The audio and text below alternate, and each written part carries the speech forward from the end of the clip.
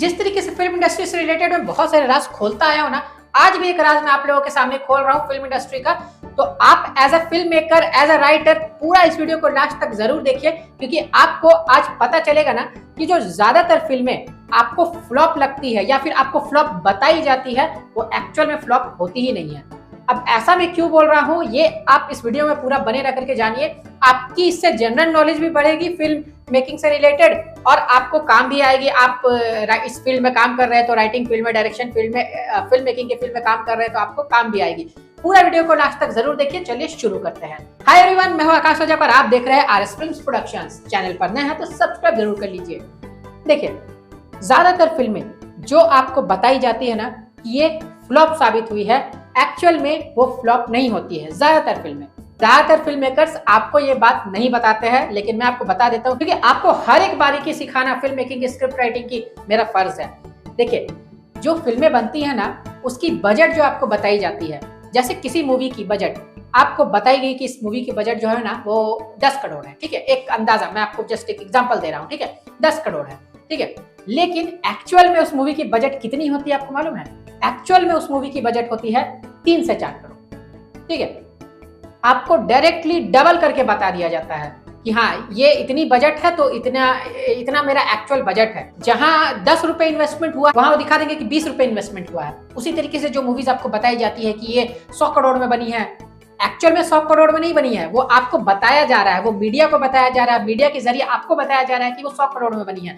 उससे काफी कम में वो बनी होती है। वो अंदरूनी बात रहती है, वो अंदर के लोग ही जानते हैं। सीधे सिंपल आप इस चीज को ही समझिए ना कि जब घर में ऐसा हो सकता है तो फिल्म मेकिंग की फील्ड में क्यों नहीं हो सकता है। आप एक शर्ट खरीदने गए या फिर आप एक जूता खरीदने गए, उसकी प्राइस जो है ना वो आपको 2000 रुपए लगी, लेकिन आप क्या बोलेंगे? आप बोलेंगे कि नहीं ये तो 5000 की है। आपके फ्रेंड्स पूछ रहे हैं आपसे कितने की शर्ट है, कितने की शूज है, 5000 की।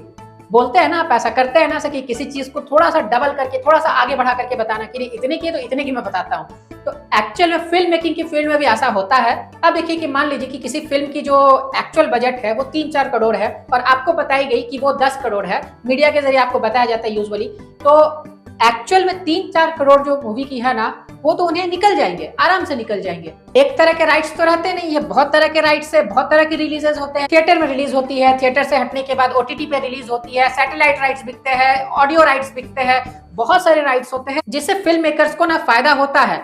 धीरे धीरे लाइफ टाइम में करके उनकी जो रिकवरी है ना बहुत ही इजीली हो जाती है। हाँ, अब जिनको आइडिया ही नहीं है फिल्म मेकिंग का, जिनको पता ही नहीं है कि कैसे क्या राइट्स बिकेंगे, कैसे क्या करना है, किस तरीके से मुझे पैसे रिकवर करने हैं, उनको जानकारी नहीं होगी, तो फिर वो तो सच में ही उनकी मूवी जो है वो डूब जाएगी, सच में ही उनको रिकवर नहीं होगी। आपने कभी सोचा है कि क्यों फिल्म मेकिंग में, जब बीटीएस आपने देखा होगा बिहाइंड द सीन्स मेकिंग वाला, तो क्यों इतना तामझाम दिखाया जाता है कि बड़े बड़े कैमराज है, लाइट्स लगे हुए हैं, बड़े बहुत सारे रिफ्लेक्टर्स है, ये है वो है, क्रेन है, ये है।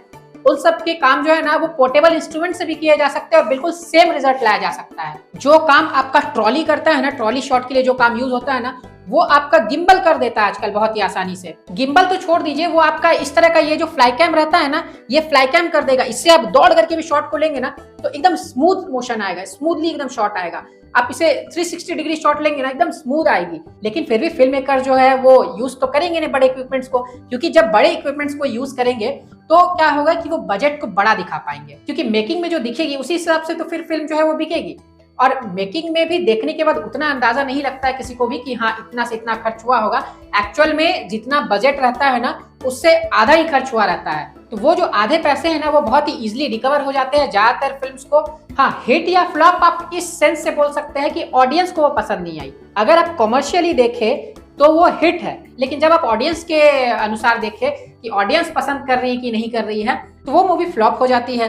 तो वो ऑडियंस का नजरिया हो गया। लेकिन कमर्शियली अगर देखें तो ज्यादातर मूवी जो है वो हिट ही रहती है, उनके पैसे रिकवर हो ही जाते हैं। अगर तुरंत ना सही तो लाइफ टाइम में तो धीरे धीरे राइट्स वगैरह बिकते बिकते उनको रिकवरी हो ही जाती है। ओके, तो ये बात जो है ना वो आप में से ज्यादातर फिल्म मेकर्स को, राइटर्स को नहीं पता थी, जो नए हैं। तो आज आपने ये बात जाना, तो कमेंट बॉक्स में बताइए कि आपको ये बात पता थी या नहीं पता थी, और आप में से कितने कोई जो है ना वो प्राइस टैग को बढ़ा करके बताते कोई चीज लेते हैं। तो मुझे कमेंट बॉक्स में जरूर बताइए, और वीडियो को करते जाइए लाइक, चैनल पर नए हैं तो सब्सक्राइब करके रखिए। फिर मिलेंगे एक नए वीडियो में। Love you and bye bye.